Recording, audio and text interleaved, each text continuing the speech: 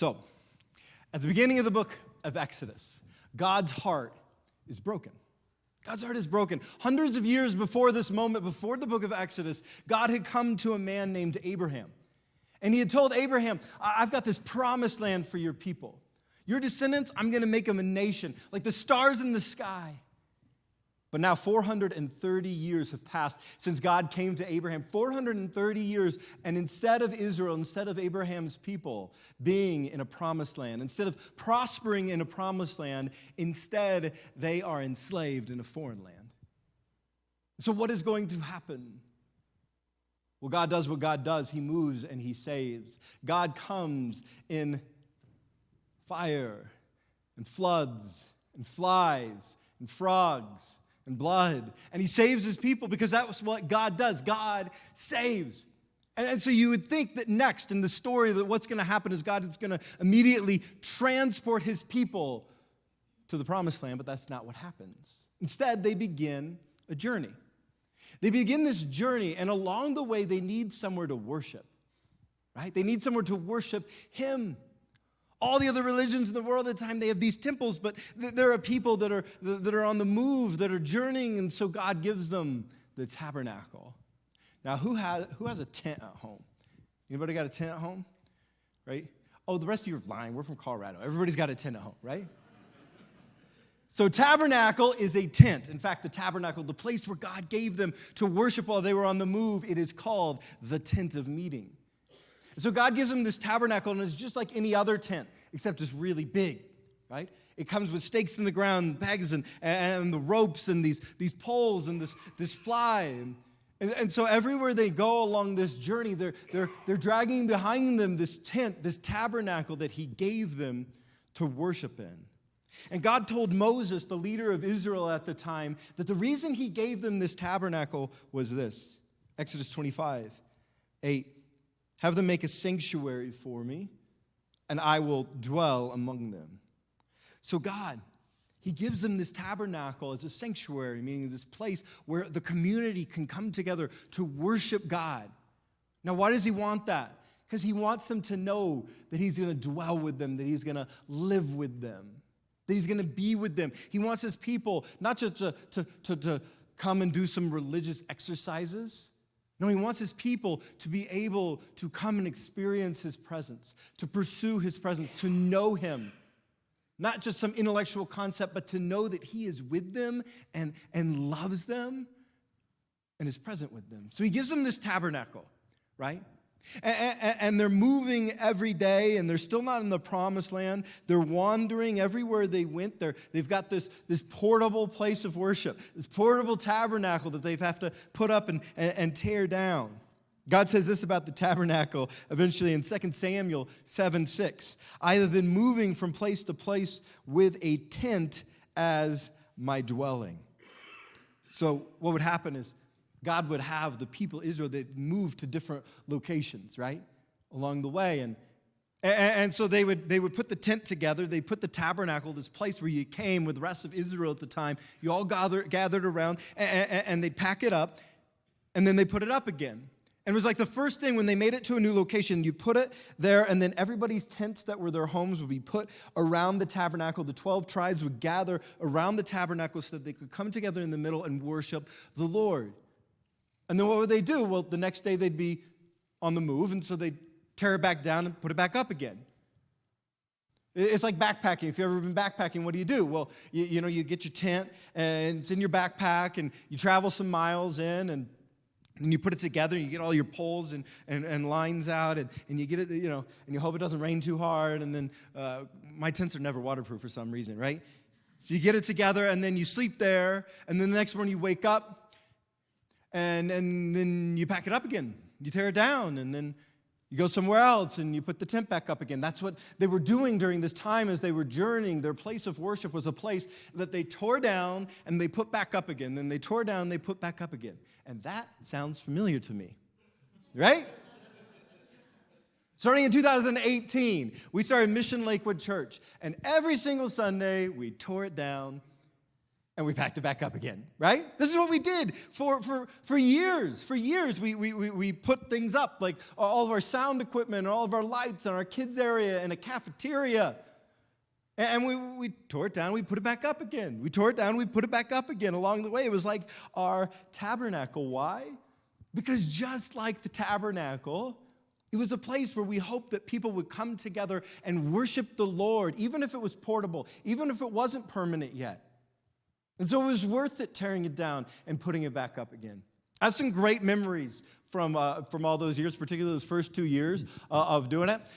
We've got one of my favorite things was the Sunday where I had just done a baptism, okay?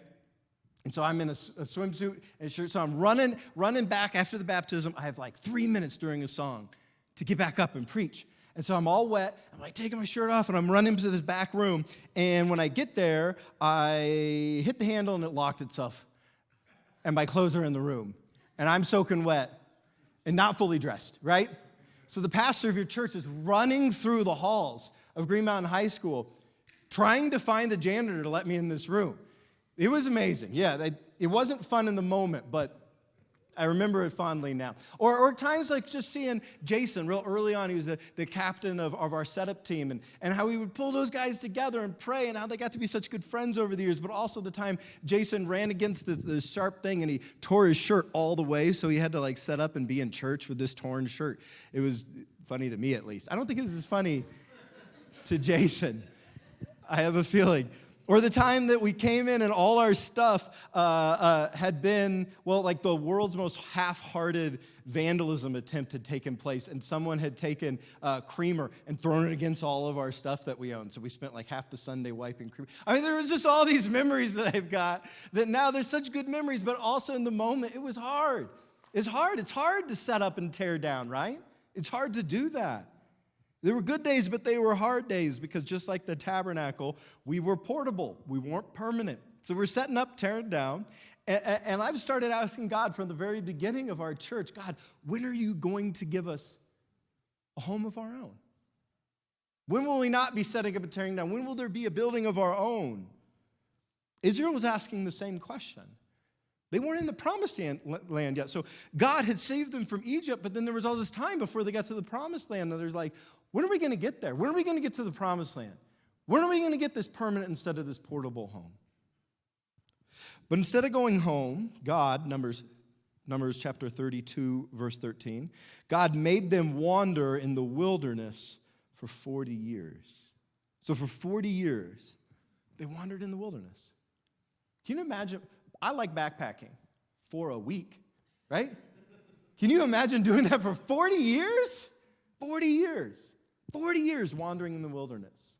But it wasn't just about their own personal homes. It was about the home of God, the dwelling place of God, the place that they went to in the middle of their camp to worship God. It wasn't permanent yet. 40 years of tearing this thing down and setting it back up again. 40 years of wandering in the wilderness. 40 years of taking this tabernacle everywhere they went. 40 years of not having a home of their own. And again, it sounds familiar. God moved in incredible ways in the first couple years of our church. Just incredible. I mean, some of the things he did in Denver. Denver is a really hard place, the Denver metro area, to start a new church, particularly in West Denver metro. And so for us to be able, in the first 2 years of our church, we became self-sufficient and we got over 100 people and all this. And like, it was unheard of in the Denver metro church planting world. But then something happened. I don't remember. Do you guys remember something happening in there? Yeah. It was a pandemic, right? So the pandemic hits. And we started a multi-year process of wandering, didn't we? So first we wandered online, and we were, doing just online services, and then we were trying to do some small group stuff, and then we wandered we had a little Sunday night gathering, and then we wandered down to Littleton at Three Trees Chapel, and we met down there for like a whole year, right? So we're not in the right place, we're displaced, we're not we were wandering. Then we came back to Green Mountain High School, and we were there for a bit, but we're just wandering in the wilderness without a home of our own. It was much like the experience of 40 years wandering in the wilderness, but thank God he cut it off and didn't make it go 40 years, right? No. But God was faithful. God was faithful to us, and God was faithful to Israel. Psalm 107, 4-6 says, some wandered in desert wastelands, finding no way to a city where they could settle. They were hungry and thirsty, and their lives ebbed away. Then they cried out to the Lord in their trouble, and he delivered them from their distress. God delivered us too. God delivered us too. He was faithful to our church, to Mission Lakewood too. Man, the pandemic was such a hard time for every church, but particularly new churches, particularly church plants. And I have to tell you, of all the other church plants in Denver West Metro that I knew of that started around the time we did, they ceased to exist during those couple years of wandering. And yet somehow God saw it fit to deliver our church, uniquely to deliver Mission Lakewood Church, to help us get through. But still we were without a home. Still we were a people setting up and tearing down our tabernacle, our church every Sunday.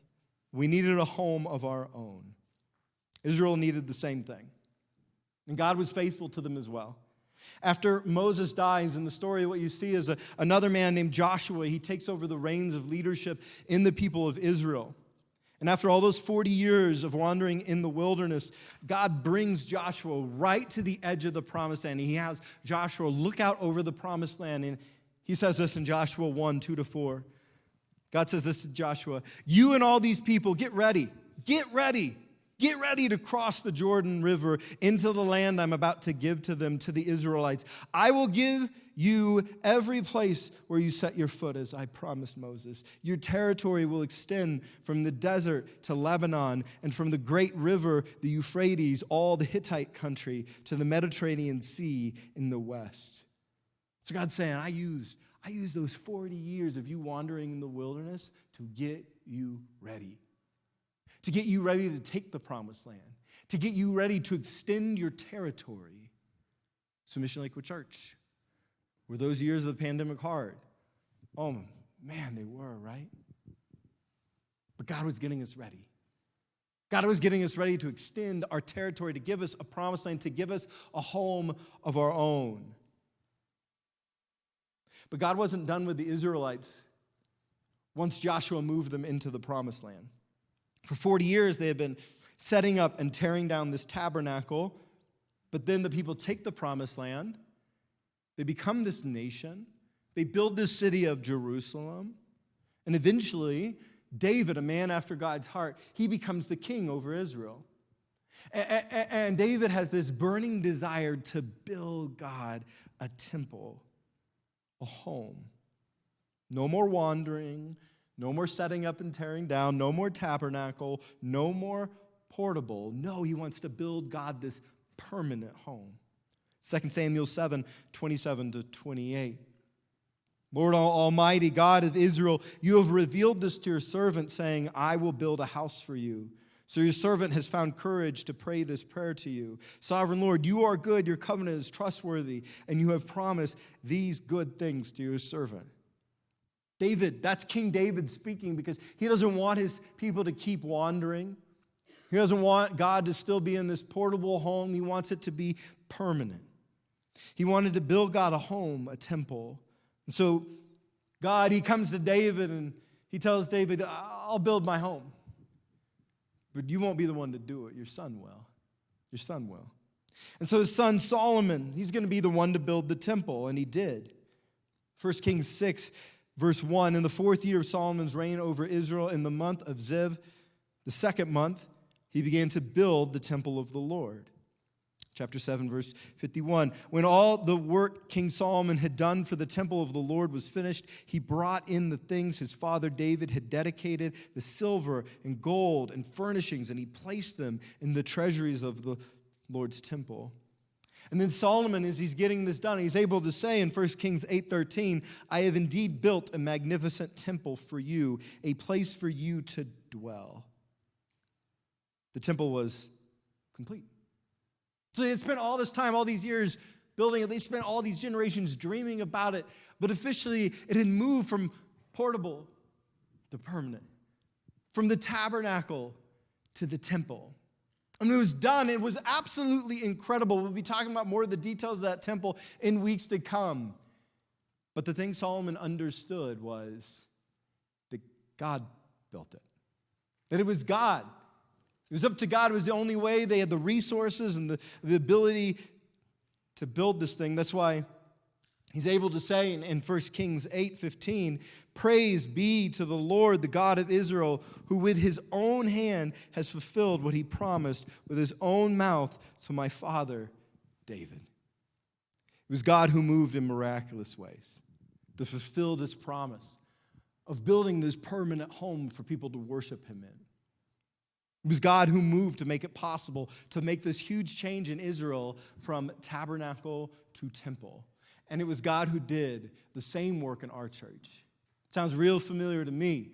The only reason that we are here, that we have this place, is the movement of God. Let me tell you a bit of the story. You see, a year ago, we knew absolutely that our church had to find its own permanent home. And so we got a group of 6 of us together to start looking for our own building, right? And so we're looking at these places, and the very first place we looked at was this church building. And it was perfect. Perfect size, just been remodeled. It was in a great location, and I got really excited. But there was some issues with the seller, and then it was out of our price range. It was like $1.3 million, right? And so we had to say no.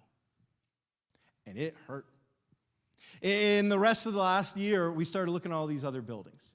We looked at no less than like 20, maybe 30 other buildings, right?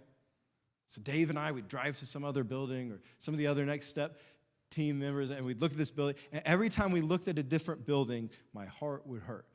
Both because the cost, Denver's really expensive, but also because, man, I just kept thinking about this place, this building. And I was like, God, that would have been perfect. What happened to that place? and every time we visit a new place, like my heart kept thinking about this one. And then late in the year, this building actually became available again. It had gone under contract. We thought it was sold and gone. And so they got back a hold of us and said, now it's $1 million. Like, wow, $300,000, that's incredible. Off. Yeah, we'll do it. So we started getting our offer together, and 2 days before we were going to buy this building, I got a text that it was sold to somebody else. And man, I had been praying, and I had just felt like God was saying, this is going to be your guys' building. Like, this is what's going to happen. This is going to be your permanent, your home. And so when I got this text, I got so frustrated. I was like, Megan, I got to go for a walk. Put my shoes on all mad. So I walk out the door. I walk around my neighborhood, and I was frustrated. I will admit, I was just frustrated. It was one of those prayers like, why, God? God, I thought you were telling me that this was going to happen. I thought you were telling me that this was going to be our building. I thought this was the way you were leading us. Now it's gone. I don't get it. Have you ever had those prayers before? You're like, God, I don't get what just happened, right? And you're just telling God, I don't understand why this. That was one of those prayers that I was just like, I don't get it. Don't get it. By the end of the walk, when I calmed down a little bit, I told God, I was like, I don't know what to do next. I thought that was it. Only thing I know how to do is to A, trust you, and B, I'm going to pray for it. I'm going to pray every single day that it's going to become available again, and it will not sell. It will not go through. Now, by a miracle of God, the owner of the note of this building was really a denomination that I had happened to have a relationship with years ago. My wife and I went to a church in this denomination. Only has like 250 churches in the whole country in this denomination. So it was really crazy. And so I had some of the friendships from it. And so when we were getting approved the first time to buy this building, they approved us and they were willing to work with us. And it's really hard for a non-denominational church like ours to get approved for a loan. And so I kept talking to them over these next couple months. And we were looking at other buildings, and it was just, so hard. But I kept talking to them. So I have this meeting set with them on Zoom call because they were in Kansas. And at the beginning of the meeting, I'm like, guys, I know we've looked into this other buildings and stuff, but do you know anything about that building on Tabor Street? And they got these big smiles, and they're like, yeah, 3 hours ago it became available again. I was like, I will buy it. Do not put it back on. Do not put it on the market. Do not do that.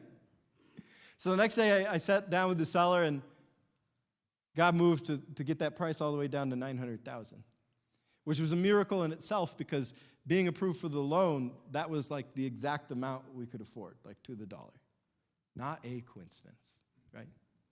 We were able to close on the building and move in here about the same week that it looked like our time at the high school was over.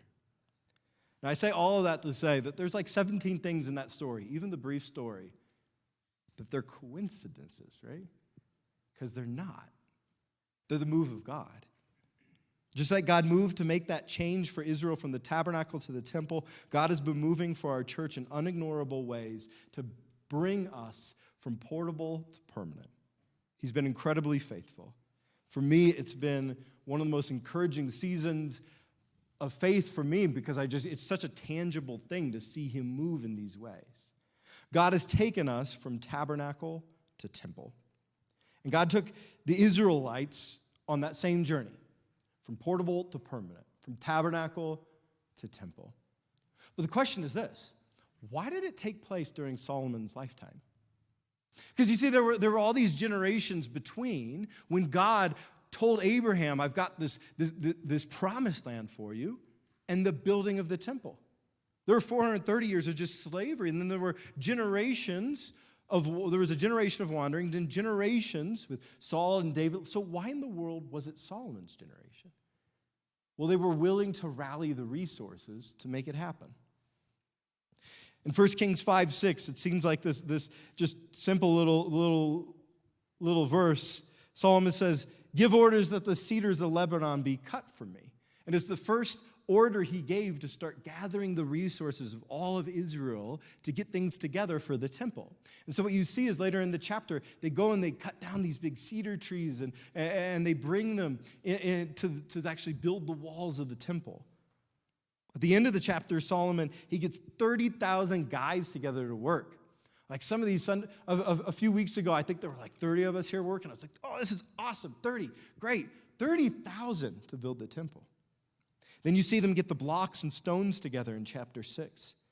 Solomon gives his own gold to line the inside of the temple in chapter 6. And then you find out in 1 Chronicles 29 that David, his father, David actually gave over the throne to Solomon. And then when Solomon's building the temple, David gives his personal money to this effort, gives his gold and silver to the temple. So what's happening? Well, they're rallying the resources. What does it take to come alongside a move of God and see it take place? Well, we got to rally the resources. Solomon had the faith to make a sacrifice for God in order to see God move powerfully, which again, it's familiar to us because we're in this same transition from a portable church to a permanent one, and we need to rally the resources. Just like Solomon and David making this decision to sacrificially give of their own to make the temple happen, we need to rally the resources. Now, before I go into this, I do want to say this. If you are visiting our church, or if this is one of your very first times, or you're a guest, or that we're so thankful you're here. It's kind of a different Sunday for us. This isn't usually what a message looks like for us. We're kind of in a different season. And so thank you for being here. I'm glad you get to hear the story of our church. That gives you a lot of insight, right? But I also want to tell you that we don't talk about money every Sunday. We only talk about it when it comes up in God's Word because we're people of God's Word around here. But we're in this unique season. And so we're raising some funds to be able to be in this building. So if this is one of your first times or if you're a guest, I want to make it crystal clear. We're asking absolutely nothing of you. Absolutely nothing. This is a bit of a family conversation, right? For us as Mission Lakewood Church to be having. So if you're new, thank you for being here. I'm glad you're here. But this is the bit of the overhearing of family, have a family meeting, right? So with that disclaimer in mind, those of us who Mission Lakewood Church is our church home, I want to be super clear about what it's going to take for us to rally the resources and really be able to grasp on this opportunity that God is putting in front of us. All right? So some of you think that you're going to have to forgive me because some of you are going to be like, wow, he went way too far into the details this morning of what it's going to take. But I think that in the past, I've been in churches where things aren't fully transparent with like, where does money go? And have you had some of those issues, right? And so I don't want to do that. So even though you're going to think I'm way too in the weeds here, I'm going to go too in the weeds, because I've been in those churches, and I want to make it really, really clear about where these resources will go. So here's what our move-in costs into this building are going to be. We need to raise about $78,000 to be in this building. Now, where is it going to go? So for full transparency, here's where it's going to go. $10,000 of it will go into closing costs. Have you guys bought a house before? And you're like, oh, this is great. And then they're like, oh, yeah, I need $10,000 closing costs. You're like, wait, what? Yeah, we got to pay for that. $15,000 for audiovisual stuff, because nothing was actually left in this room. $3,000 because we need to furnish the foyer. It's weird to walk in somebody's house and nothing there. $12,000 for repairs. We've got a fire sprinkler system we need to fix. $5,000 for the stage, which, by the way, the guys in our church built. They did an awesome job, right? Really awesome. $5,000 for that. We've got some for miscellaneous, like a snow blower. $6,000 for the outside sign, because you might have noticed the windstorm. It didn't just break your fence at home. It broke the sign at church. So that's that. $2,000 for getting the word out, because who cares if we're here if nobody knows about it? And then we want to spend some money to pay into our down payment and to beef back up our reserves. So this is the way too in the weeds, detailed explanation of what it's going to cost for us to move into this building and where we're getting that number that we're going to want to raise over the next 4 weeks. This is our goal. A lot of times churches take like a year to do a building campaign. We're going to take 4 weeks. Why? Because I think God's going to do it anyway, I just think he is. I just have faith that he is. But I think God's going to actually do even more than that. So maybe the question in your head is, what if God's moved such crazy obvious ways over this last month? What if he does even more? What would be the dream if we could even get past that 78,000? Well, here it is. We would spend some more about getting the word out, because this is not a building. This is not a place for us, just for us, right? This is a place for our community to come and grow and gather. And so we want to get the word out. We want to see people in the community who don't know Jesus come to know him. And they have to know we exist and that we're here for that to happen. And so it would be helpful to have resources to do that. And then would love to have resources for down payment and reserve. And I know that seems like the least exciting thing ever spoken in a sermon of all time. But it is because of this. Churches that are as young as ours, that have only been around a few years, it's hard to gain financial stability. And so that would give us a lot of financial stability to be able to be stable as we push into the future.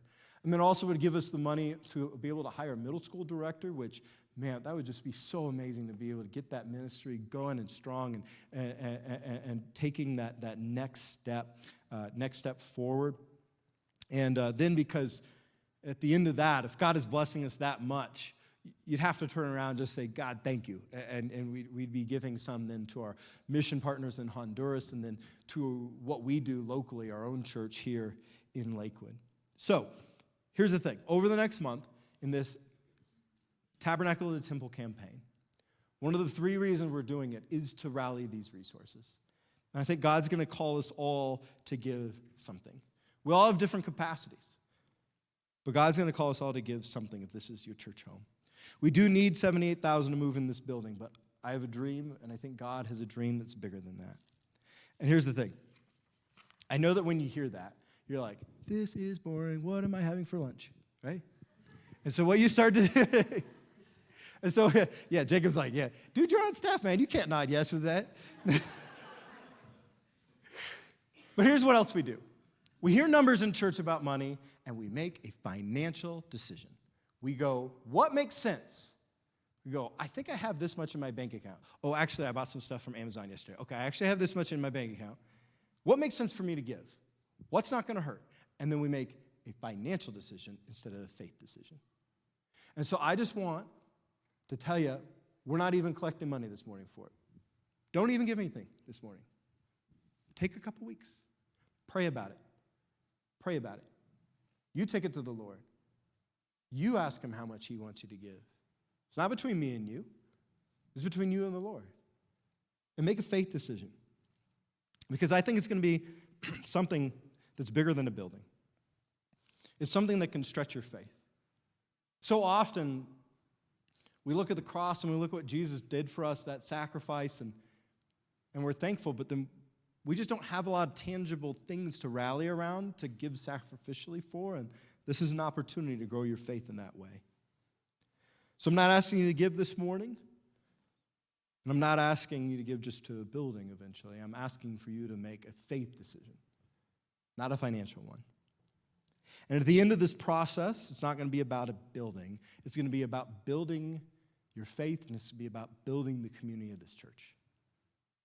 And that sort of big faith, that sort of faith-stretching decision, it's going to mean that you have to come to a place where you're going to trust God even when you can't see it yet, right? You might give in a way that you're like, I'm not sure how we're going to quite get there, but I'm going to trust God even though I'm not going to see it yet. That's faith, right? To trust God even when you don't see it right in front of you. This was such a lesson to me a few weeks ago. Over a month ago, I think it was at this point. There were some of us, we were working all day here at the church building. You see all these little panels on the wall? You might be wondering, I wonder what those are. They're sound panels because the acoustics in this room are garbage without them, okay? And when the last church moved out of this building, they took all these sound panels, which are bigger and heavier, I found out, than they look, and they brought them to a different location in Denver. So Gabe and I and Violet and Tony, and Violet's like this high, so she wasn't that helpful, I have to admit. We get in the trailer, and Dan had loaded us this big trailer, so we go down to Denver. We spend all this time loading it in and watching Violet and loading it in, right? And we get it all in this trailer, and then we drive here, and it's like Gabe and Antonio and Jacob and Jeremy and me and Tony and some guys, and so we spend it ended up taking almost 2 days, but we spent a whole day fixing them and stretching them and stapling them and working on them and cleaning them because they were kind of nasty, right? And so we spent all this time working on them, right? And we're in here, and man, we've put all this work into it. We've put all this effort into it. Like we've poured a whole day into sound panels, which is a sentence I never thought I would say, right? So we put all this work into it. And Noah, the foster son of Jacob and Tara that we all love so much here, Noah had been there helping for a few hours, right? And so in the middle of the day, I get this phone call. And it was the phone call that we had been waiting for. Remember some weeks ago, I was like, you've got to pray. We were still at the high school. I said, please pray that we get approved for a loan because it's really hard for a non-denominational church to get approved for a loan. And so while we were working all this, I get a call from Hillsborough, Kansas. I'm like, I only know one person from Hillsborough, Kansas. I got to take this. So I go outside, I take this phone call, and it's like, we've got great news. You're approved for this loan. So I come back in, I'm like, yeah. Jacob and Jeremy and Gabe and Antonio and I were all like high-fiving. We're so pumped up. We're like, yeah, this is awesome. This is going to be our building. That was like the last big obstacle to really get over. This is absolutely incredible. And you see Noah. He was right over there. Noah's in the back. And Noah is thinking. You can see the wheels turning, right? And then it clicks. He's like, what? He's like, we were putting all this work in, and you didn't even know that you were going to get this building? You could see it on his face. He's like, we just spent the whole day doing this, and you didn't even know you were going to get this? And he's just like absolutely shocked, like never been so shocked in his life. And the rest of us, as if we'd have practiced it, as if it was a bad musical movie, right? We're all like, yeah, faith. Faith. We hadn't seen it yet. It wasn't our building yet. We hadn't closed yet. We hadn't even got approved for a loan yet. And we were here spending days of our life because we had faith that God would get us in. We had faith that he'd move. We had faith that he'd take care of our church. So if you're just a guest here again, if this is one of your first weeks here, I just want to say it again. We are asking nothing of you. But I'm glad you got to hear the story of what God's doing in our church. And I think you can still ask yourself if you have that sort of big-time, bet the farm sort of faith, that you're willing to step out and trust even when you don't see it yet. And if Mission Lakewood is your church home, we're going to have faith for the next step. We're going to have faith that God is going to rally the resources. We're going to ask him in prayer what role we each have in that. And we're going to have faith that he's going to continue to move in powerful ways in this church. Amen.